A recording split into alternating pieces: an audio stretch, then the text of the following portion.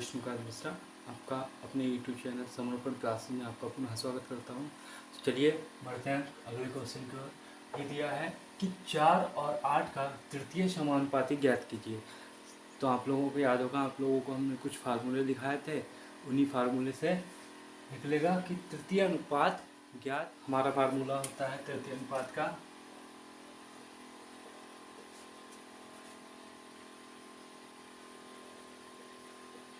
तृतीय अनुपाती का फार्मूला होता है b²/a। दो संख्या होती है a और b, ये हमारी a हो गई, ये हमारी b हो गई, तो b²/a। तो b² यानी कि 8 का स्क्वायर अपॉन a यानी कि 4। तो देखिए 8 को हम लिख सकते हैं इस प्रकार, 4 को 4 दूनी 8, तो 8 दूनी 16।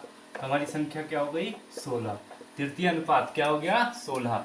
यानी कि पहला अनुपात 4, दूसरा 8 और तीसरा 16।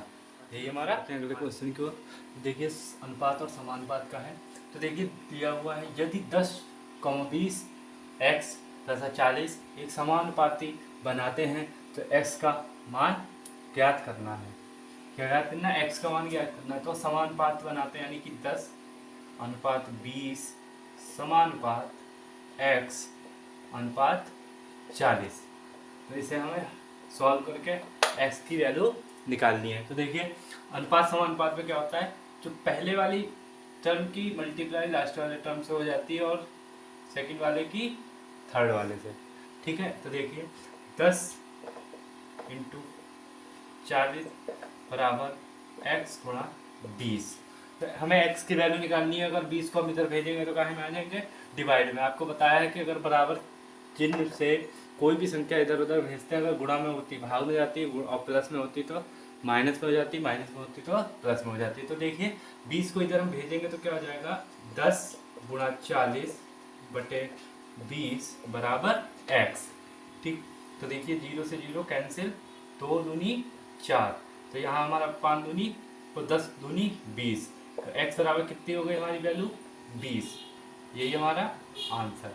साथियों, इसी सवाल से रिलेटेड कुछ सवाल दिए गए हैं, उन्हें आप हल करके हमारे कमेंट बॉक्स में इनका आंसर दीजिए और आप इन्हें नोट कर लीजिए, स्क्रीनशॉट ले लीजिए।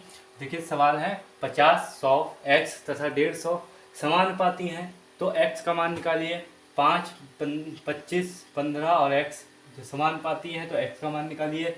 2, 5, 8 x में x का मान निकालिए।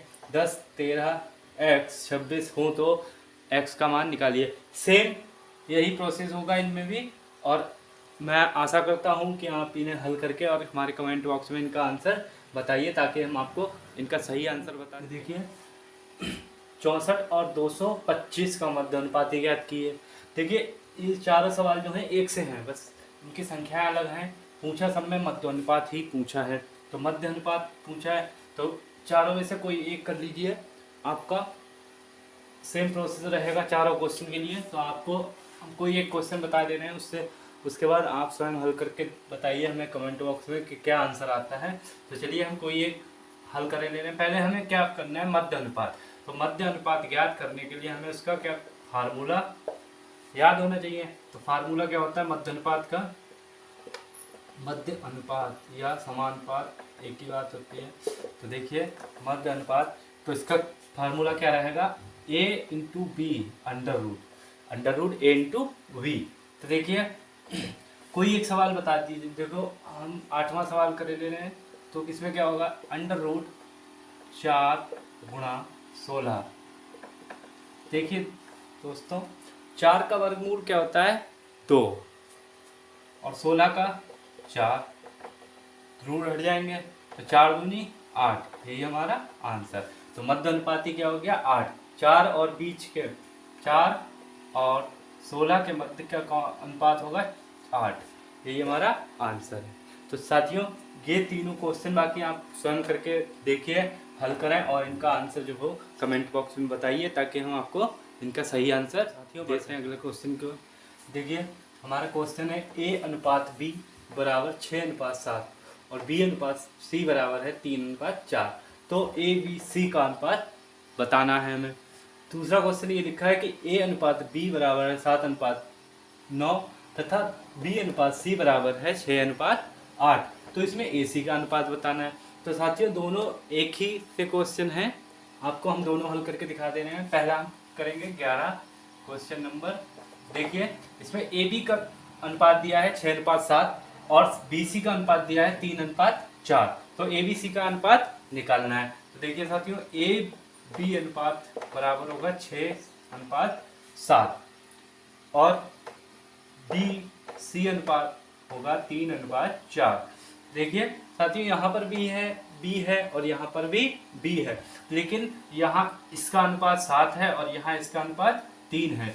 तो साथियों जब तक हम ये आपस के अनुपात जो B और B के अनुपात हैं आपस में बराबर नहीं कर लेते हैं, तब तक हमें ABC का अनुपात नहीं पता लगेगा। क्यों? क्योंकि यहाँ B का अनुपात 3 है और यहाँ B का अनुपात 7 है। तो मान लीजिए अगर AB अनुपात C पर हम लिख भी देते हैं तो A का अनुपात 6 हो गया, C का अनुपात 4 हो गया, लेकिन हमारे पास B के अनुपात 2 हैं, तो हम इस तरह से नहीं लिख सकते। तो हमें क्या करना होगा, पहले इन अनुपातों को बराबर करना होगा। तो देखिए साथियों कैसे बराबर होगा, यहाँ पर 3 है, यहाँ पर 7 है। अगर हम इसमें 3 से मल्टीप्लाई कर दें और इसमें 7 से मल्टीप्लाई कर दें तो 7 × 21 और 3 × 21।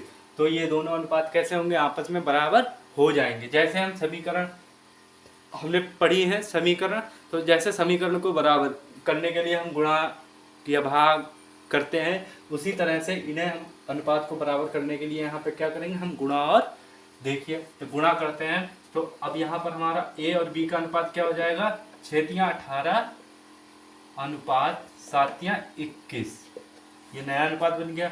और BC का अनुपात इसी तरह से बनेगा 3×7=21 अनुपात 7×28।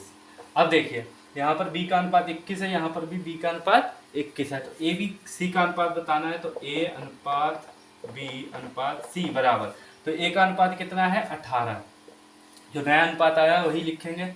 B का अनुपात देखिए यहाँ पर भी 21 है, यहाँ पर भी 21 है, तो सेम है तो सेम लिख देंगे।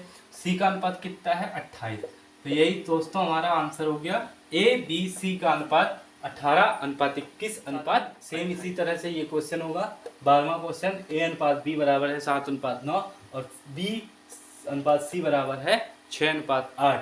तो A और C का अनुपात बताना है। तो साथियों इसे आप स्वयं हल करके देखिए और इसका आंसर कमेंट बॉक्स में